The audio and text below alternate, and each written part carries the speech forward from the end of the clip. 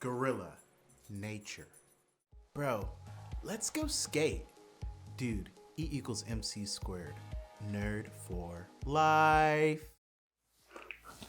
Hello, you guys. This is Pastor Darius. I'm so excited to be here today. Today, I'm going to be doing a sermon on desire.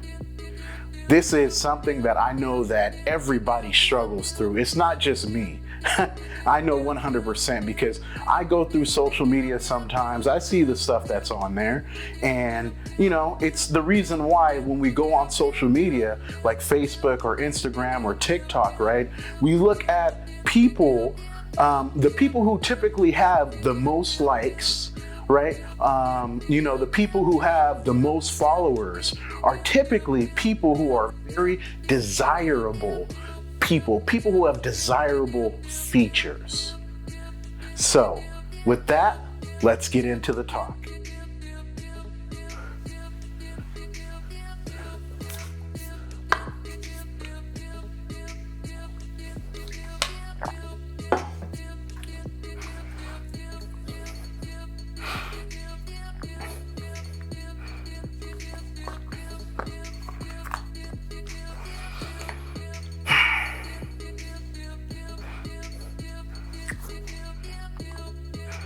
So, as previously stated, our sermon today is on desire. So, let's go ahead and, there's two, I want to talk about two specific chapters in the Bible today.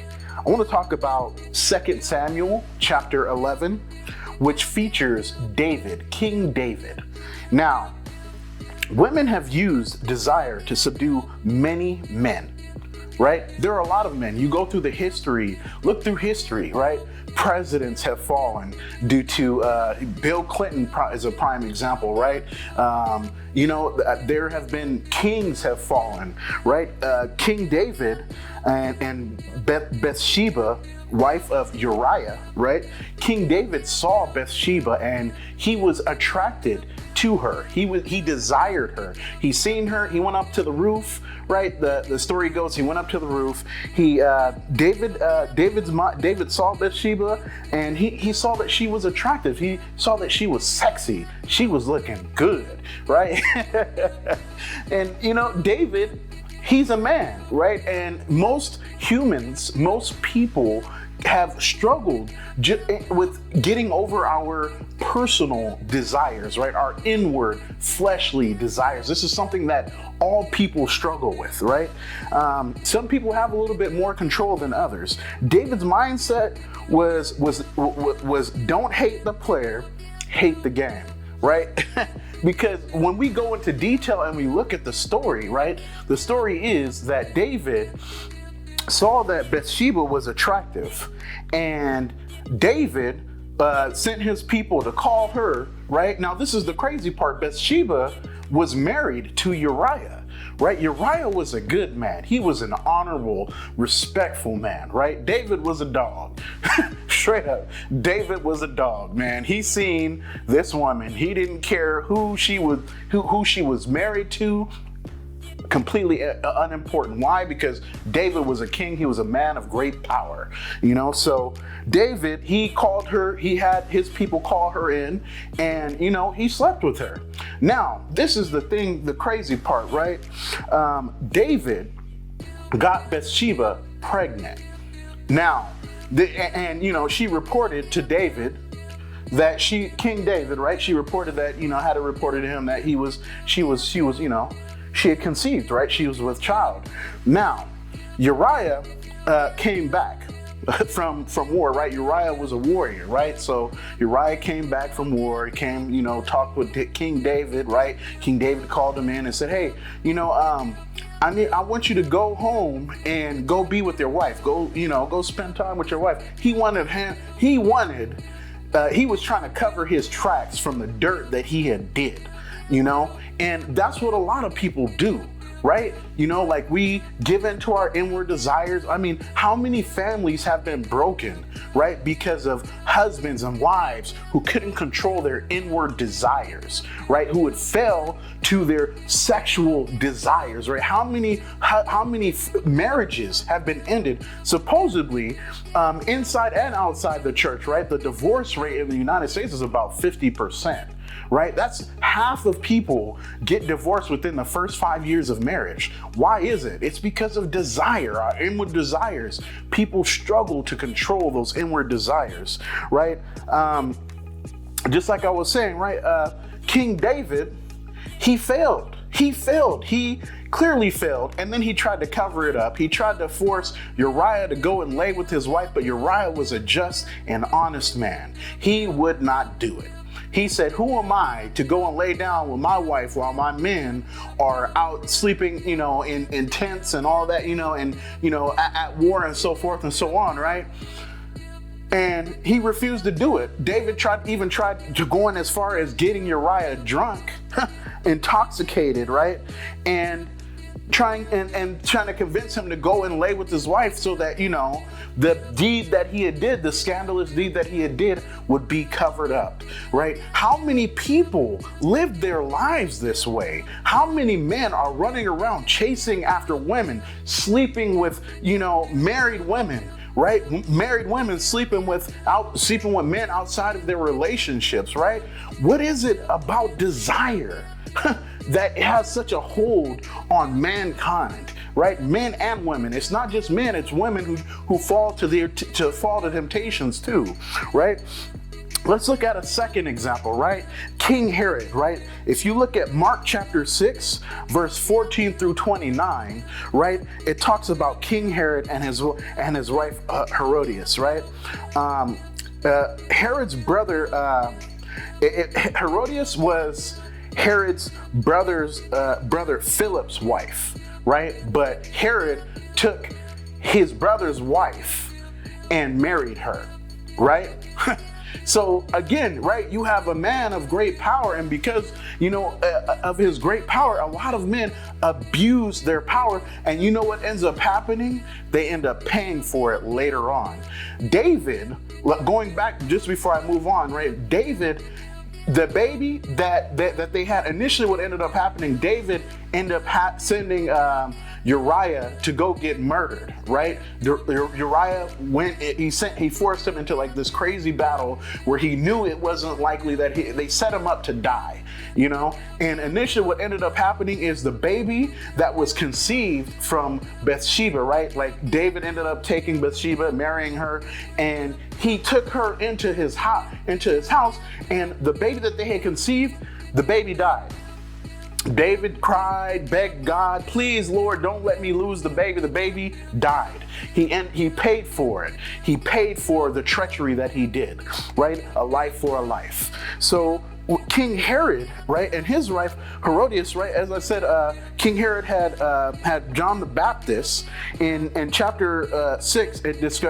Chapter 6 of Mark chapter 6. It discusses how King Herod had John the Baptist beheaded, right? He had his head cut off, and you know, he had him put in prison and so forth, right? But you know, it was a scandal. It was a scandal how it all happened. Let me just go ahead and go into a little bit of detail, right? So King Herod actually liked John the Baptist. He liked hearing the things that he said. He thought that the things that he said were very interesting things, right? He was also amused with Jesus, right? But you know, like I said, right, a lot of men, powerful men, King Herod was a powerful man. He was a king, right? So he pretty much could do whatever he wants, right? So he took Herodias as his wife, his brother's wife.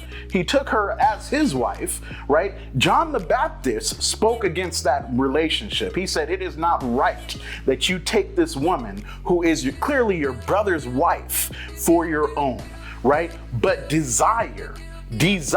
desired her, so he took her. Now, this is the crazy part, right? Later on in the story, King Herod has some kind of big party or whatever, and Herodias' daughter comes and she dances at that party. I don't know what type of dance she was doing, but I'm sure it wasn't the limbo.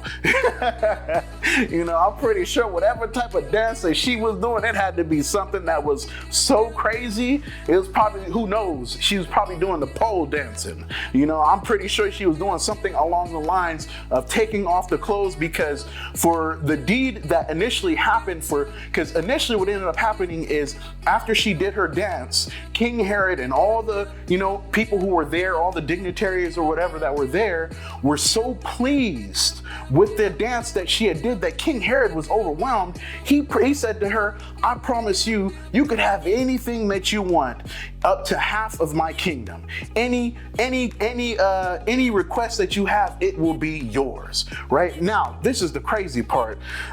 King Herod's wife had been after John the Baptist's head. She wanted John the Baptist killed, but Herod threw him in jail instead of killing him, right? And this opportunity, because of his, like I say, because of the wicked deed, taking this woman, this evil woman, into his house, right? Initially, what ended up happening is Herodias' daughter came to Herodias and said, hey, I was promised from King Herod anything that I desire, right? I was promised anything that I desire.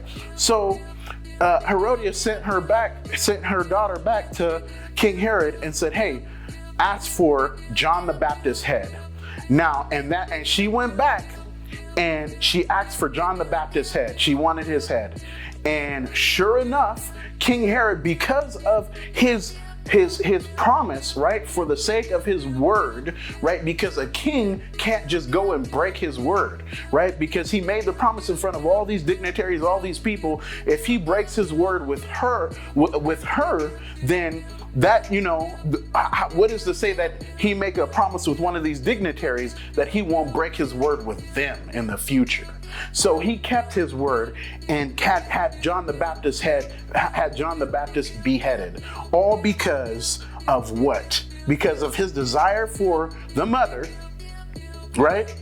Because of his desire for the mother, and because of his whatever, like I say, whatever type of dance that young woman did up in there, it was based off of a desire that he said, you will have anything that you want. Anything that you want. How many people have gone through that? Many people have fallen. Many great men have fallen to this very same temptation,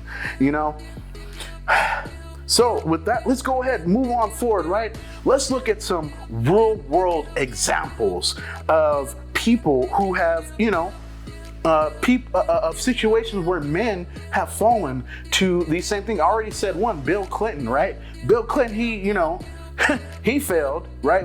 Everybody know, the whole United States know about what he did with the girl who was Monica Lewinsky, right? Hey man, a man of power, he failed because of desire. He desired something so great that he didn't care about the outcome. He didn't care about the outcome. His desire was so great for that thing. We all need to learn how to control those desires, right? Kim Kardashian. Let's talk about Kim Kardashian. Kim Kardashian is a billionaire, right? She's a billionaire. This is a very wealthy woman. I mean, she's gone through so many different relationships with men, and with each relationship that she's been in, right, with these very successful and famous men, she has gained success and she has gained wealth through it. She started all the way back, I remember the first time I heard about her was when she was in a relationship with Ray J, right? Ray J is, the famous singer, Brandy's brothers, right? She got her popularity from dating him, and then it just rolled on. She went from Ray J. She dated some guy named Chris Humphries, Reggie Bush. Reggie Bush is an NFL football player. She dated Kanye West. famous rapper, or married Kanye West, had kids with him. And now she's with some guy called Pete Davidson, right? Celebrity actor, It's just, it just go from one relationship to the next. And what the question is, maybe I always like to leave room for things, right? Maybe they all dated Kim Kardashian because she graduated from Harvard University, or maybe the fact that she is a very attractive and beautiful woman, that is the reason why that all those men, made the decision to be in a relationship with this woman. I mean, I would think after the third or fourth relationship of, moving on, getting married and breaking up, that the men would know, hey man, this is some kind of trap, and avoid going into something that could cause you to destruction. I mean, Kanye West was driven into the madhouse, right? Like, I believe that he had to start going to therapy and all types of stuff, literally, like driven into insanity because of his relationship with this woman. Man, I mean, I like to keep an open mind. So women that, and let's go on to the next thing, right? Women that do pole dancing can make anywhere from $60,000 to $100,000 a year. Are you kidding me?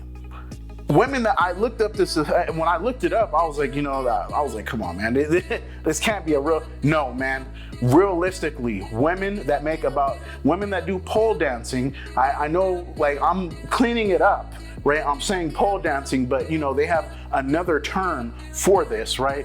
I'm cleaning this up because I'm hoping that there's youth that are watching this. And but yeah, man, it's crazy. Women can go take their clothes off, dance, and make between $60,000 and $100,000 a year.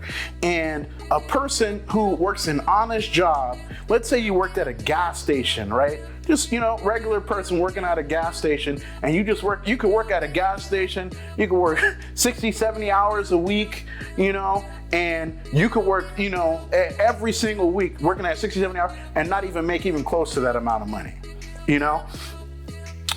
Desire. It's all because of desire, right? And to be a pole dancer, the women don't need a college education. They don't need a diploma, no diploma needed whatsoever, So I have some questions for you, right? Why is desire so powerful? Like, we all got to ask ourselves, why is desire so powerful? What is it about, that inward unction that we have to have something so badly that we're willing to do anything to have it? What makes men so crazy that they will spend all their money, right? Spend all their hard-earned money. Men who labor hours and hours, 40, 50, 60 hours a week, go and take their money and go spend it at a strip club. The pole dancers go spend all their hard-earned money at that, and the girl who works there, she gonna work there for about maybe an hour of dancing, and then she gonna, she does that 3 days a week or whatever it is, and she gonna make $60,000 to $100,000 a year, right? What is it about desire that causes us to act with such insanity, right? Why are women willing to sell their bodies for money? Right? What is it about this, right? Why do women do these things, right? Why are women willing to degrade themselves, right? Use that fleshly desire, it's manipulation. Women have been using manipulation to manipulate men to get in their pockets for generations. It's been happening. My question is, when are we going to break the cycle? Because it seems like it's gotten so far that big business has focused in on it now.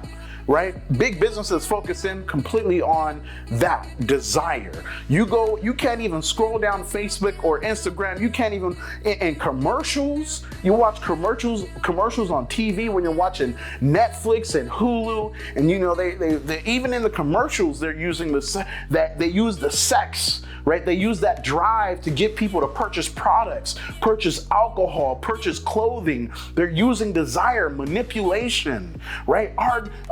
What is it about desire that is so powerful? I ask that same question again. And the real question is, how can we resist our desires? With that, I want to say thank you guys for taking the time to listen to this message. I want to say God bless. Please don't forget to like and subscribe to our YouTube channel. If you guys appreciate this message, please go ahead and post a comment in there. Like, subscribe. Again, this is God Bless. Pastor Darius saying God bless. Please go check out our website at www.GorillaNatureInc. And I look forward to next week's message with you guys. You guys have a great day. Till next time.